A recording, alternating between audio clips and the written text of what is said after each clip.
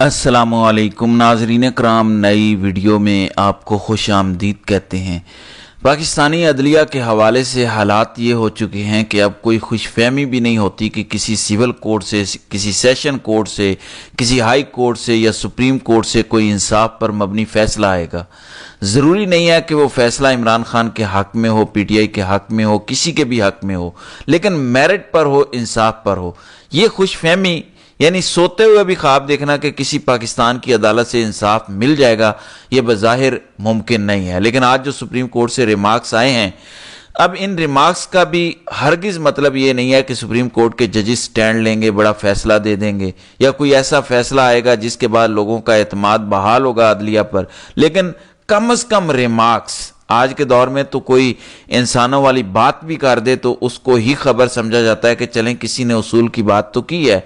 आज supreme court के अंदर सिविलियंस का फौजी ट्रायल, वो जो सज़ाएं भी हो चुकी, लोग सज़ाएं भुगत भी रहे हैं, कुछ की सज़ा ख़त्म भी हो गई। सुप्रीम कोर्ट के अंदर ये केस चल रहा है कि क्या फौजी अदालतों से सज़ा हो सकती है या नहीं।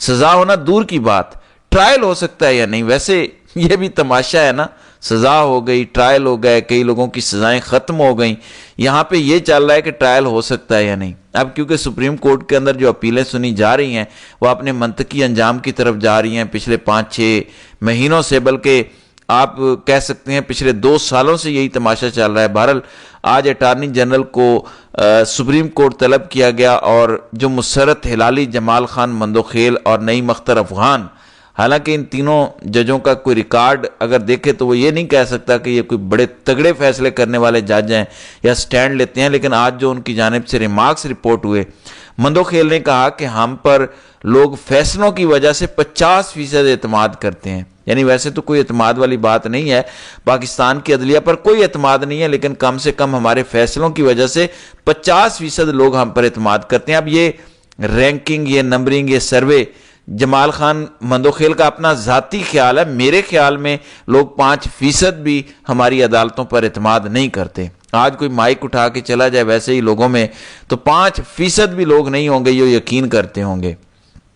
मिलिट्री कोर्ट्स के ट्रायल का रिकॉर्ड तो हम भी नहीं देख सकते। तो उन्होंने कहा कि ये कौन सा ट्रायल हो रहा है, हम सुप्रीम कोर्ट के जजेस होके भी मिलिट्री कोर्ट में जो ट्रायल हुआ है उसका रिकॉर्ड नहीं देख सकते। ये बताएं हुकूमत अपील का हक दे रही है या नहीं। मेरे ख्याल से अब कोशिश ये है कि कोई दरमियानी रास्ता निकाला जाए कि सज़ा तो इन्होंने सुना ली है, अब इतनी तो जजेस के अंदर हिम्मत नहीं है कि वो ट्रायल को कलअदम करार दें। अब ये चाह रहे हैं कि कहा जाए हाँ इस फैसले के खिलाफ हाई कोर्ट के अंदर अपील तो हो सकती है, कोई इस तरह का रास्ता निकाला जाए तो उसके बाद हाई कोर्ट से रिलीफ मिल जाए। ये नहीं किया जाएगा कि कहा जाए फौजों का क्या काम होता है ट्रायल करना, फौज कब से जज बन गई है, तो ये तो गैर आईनी है। तो उन्होंने कहा कि ये बताएं कि क्या इसके खिलाफ अपील का हक दे रहे हैं। यानी अभी भी एक तरफ कह रहे हैं कि मिलिट्री कोर्ट का रिकॉर्ड हमें नहीं दिखाया गया, दूसरी तरफ फिर पैरों में पड़ रहे हैं, कहते हैं शिकायत कुनिंदा खुद कैसे ट्रायल कर सकता है। यानी इसके अंदर तो फौज फरीक है तो वो खुद कैसे ट्रायल कर सकती है। क्या तमाम इदारों को ख़त्म करना चाहते हैं? हम पर तो लोग फैसलों की वजह से 50% एतमाद करते हैं, अगर अदालतें ही ख़त्म हो गई तो फिर क्या होगा। कहा जो एतमाद करते हैं ना वो भी नहीं रहेगा। और यहाँ तो फौज फरीक है, शिकायत कुनिंदा है, क्या वही ट्रायल करेंगे? और फिर जस्टिस मुसर्रत हिलाली के ज़रा रिमार्क सुने, सुबहान अल्लाह। रिमार्क सुन के तो ऐसा लगता है कि पाकिस्तान के अंदर चे गुवेरा के नज़रियात पढ़ाए जाते हैं और यहाँ पे पता नहीं कौन सी रशियन जो हैं कार्ल मार्क्स, नेलन और स्टालिन की यहाँ पे किताबें पढ़ाई जाती हैं। ज़रा इनकलाबी रिमार्क्स सुने। कहती हैं आप कैसे इंसाफ और शफाफ ट्रायल की बात करते हैं, मिलिट्री कोर्ट्स में तो क्लाशनकोफ रख कर फैसला किया जाता है, उनको कोई कुछ कह सकता है? तो मुसर्रत हिलाली का मिलिट्री कोर्ट केस में अटार्नी जनरल से मुकालमा, तो उन्होंने कहा कि क्या आप साफ ट्रायल की बात कर रहे हैं, यहाँ पे तो क्लाशनकोफ रख के फैसले लिए जाते हैं, उनको कोई कुछ कह नहीं सकता। अगर कोई कुछ कह नहीं सकता मैडम तो आप भी तो जज हैं, आप तो पेशावर हाई कोर्ट की चीफ जस्टिस रही हैं, आप हिम्मत कर लें, आप कह दें कि ये गैर आईनी है। बहरहाल रिमार्क्स की हद तक ये बड़ी अच्छी बातें हैं। फिर कहते हैं कि सिविलियन के कोर्ट मार्शल के लिए आपको आईनी तरमीम करनी चाहिए। नईम अख्तर अफगान ने कहा, उन्होंने कहा कि ये कोई तरीका नहीं है कि आप कहें कि सीरियस मामला है, जब तक आइन के अंदर तरमीम ना हो तब तक सिविलियन का कोर्ट मार्शल नहीं हो सकता, सिविलियन को सजाएं नहीं हो सकती। तो उन्होंने कहा कि बात ये नहीं कि जुर्म कितना संगीन है, हो सकता है कि सख्त और खौफनाक जुर्म हो, अगर दहशतगर्द भी जुर्म करता है तो क्या बुनियादी इंसानी हुकूक नहीं होते? جمال خان مندوخیل نے کہا کہ فوجی اہلکاروں کے بھی حقوق ہوتے ہیں، کیا وہ پاکستانی شہری نہیں ہیں؟ یہ خواجہ حارث نے کہا کہ آپ 9 مئی والوں کی تو بڑی حمایت کر رہے ہیں، فوجیوں کے بھی تو بنیادی حقوق ہیں نا، لہٰذا ان کو بنیادی حقوق کون دے گا؟ بہرحال یہ سب تماشا ہے، ڈرامے بازی ہے۔ ایک طرف یہاں پہ بڑے انقلابی ریمارکس آ رہے ہیں، دوسری طرف سپریم کورٹ کے اندر آج ایک اور کیس تھا قاضی کا، آپ کو یاد ہوگا قاضی صاحب پر پابندی لگی تھی کہ آپ عمران خان کے حوالے سے بغض رکھتے ہیں، آپ عمران خان کے کیسز نہ سنا کریں، لیکن اس کے باوجود جب وہ چیف جسٹس بنے تو سارے کیسز جتنے بھی عمران خان کے حوالے سے تھے انہوں نے خود سنے۔ اب یہ کیس تھا سپریم کورٹ کے اندر آئینی بینچ کے سامنے۔ اب ذرا سنیں اس کے اندر ہوا کیا۔ سابق چیف جسٹس قاضی فائز صاحب کو بانی پی ٹی آئی کے مقدمات سننے سے روکنے کا کیس، یہ کیس غیر مؤثر نہیں ہو گیا، بینچ نے قاضی فائز صاحب کو کیس سننے سے روک دیا تھا۔ عدالت چیف جسٹس قاضی فائز صاحب تو ریٹائر ہو گئے، محمد علی مظہر یعنی خس کم جہاں پاک، اب یہ کیس کوئی تک نہیں بنتا، لیکن یہاں پہ مندوخیل نے کہا میرا تو یار ہے نا، میرا تو دوست ہے قاضی، بلوچستان سے تعلق رکھنے والا، تو میں تو ساتھ دوں گا۔ کہتے ہیں کہ کیا ججز ریٹائرمنٹ کے بعد بھی یہ لائیو ایشو ہے، معاملے کو حل تو کرنا پڑے گا۔ مندوخیل نے کہا کہ جج کو مقدمہ سننے سے روکنے کا عدالتی حکم دیا گیا، عدالت کی طرف سے مستقبل کے لیے معاملے کو حل کرنا ہوگا، یہ مندوخیل کی جانب سے کہا گیا۔ ایڈوکیٹ حامد خان کدھر ہیں؟ یہ مندوخیل نے پوچھا کہ حامد خان کدھر ہیں، تو بتایا گیا کہ حامد خان سینٹ کمیٹی میں شرکت کی وجہ سے دستیاب نہیں ہے۔